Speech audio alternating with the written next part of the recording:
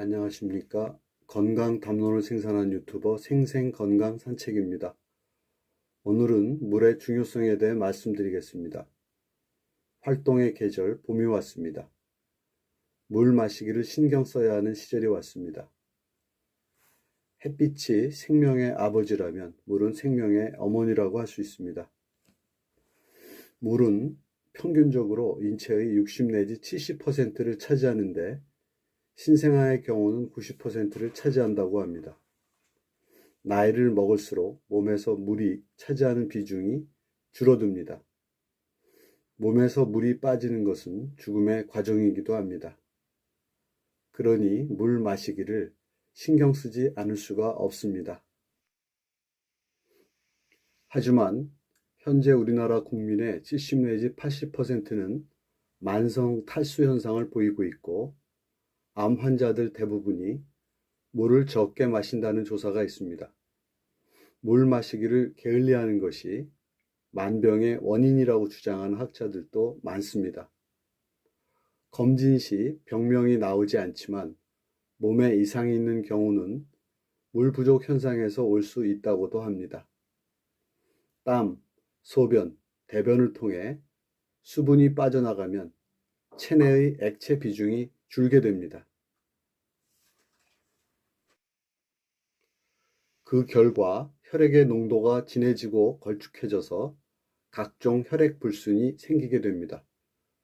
그렇다고 많이 마시면 전해질의 농도가 낮아져 저나트륨 증상이 생기고 또 다른 질환이 생길 수 있습니다. 그렇다면 사람은 하루에 얼마 정도의 물을 마시는 것이 적당할까요?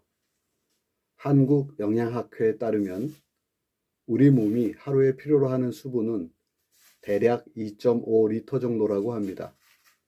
한국인은 과일과 채소를 많이 먹어서 물 이외 식품을 통해 섭취하는 양이 대략 1리터 이상 정도라고 합니다.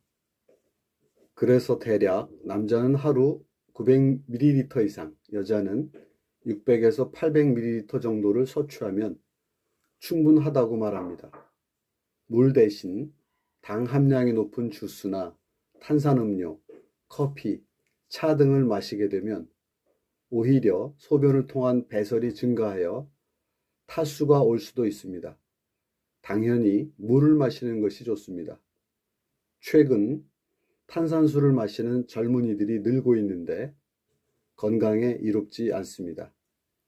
탄산수는 대부분 이산화탄소 함유로 pH 농도 5.5 이하의 산성이라서 치아 보호막인 에나멜을 침식할 수 있습니다.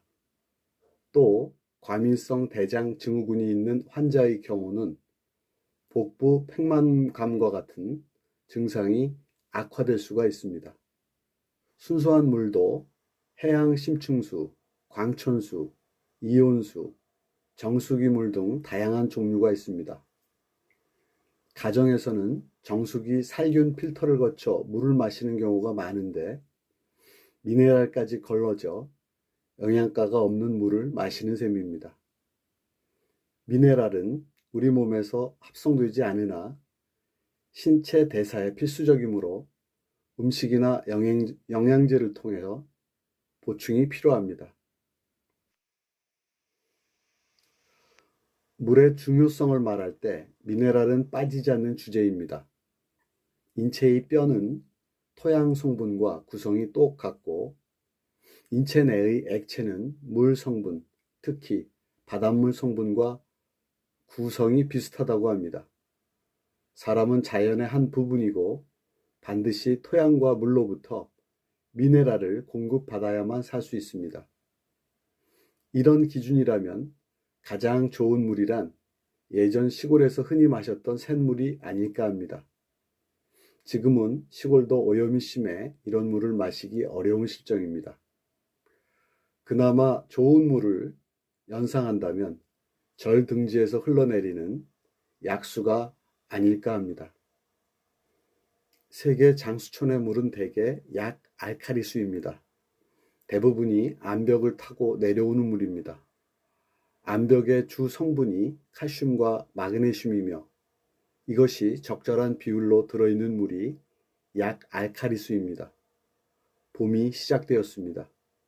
활동의 계절입니다. 수분 섭취를 잊지 마시기 바랍니다.